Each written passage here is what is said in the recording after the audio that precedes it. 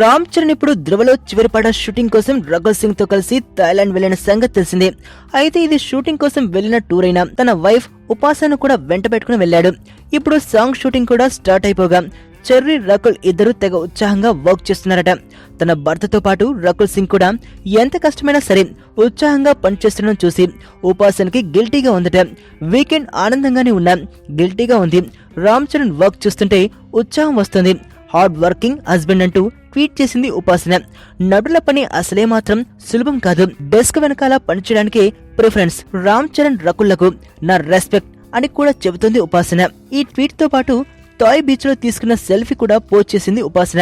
ఆ సంగతి అలా ఉంటే భర్త యాక్ట్ చేసే షూటింగ్ స్పాట్ కి వెళ్లి హీరో హీరోయిన్లు పాటలు పాడుకుంటుంటే ఎంజాయ్ చేయగల విశాల హృదయం అందరికీ ఉండదు. ఆ విషయంలో ఉపాసనకు ఎన్నిసార్లు హ్యాట్సప్ చెప్పినా తక్కువే. నీ స్నేహితుడు ఎవరో తెలిస్తే నీ క్యారెక్టర్ తెలుస్తుంది. నీ శత్రువు ఎవరో తెలిస్తే నీ కెపాసిటీ తెలుస్తుంది.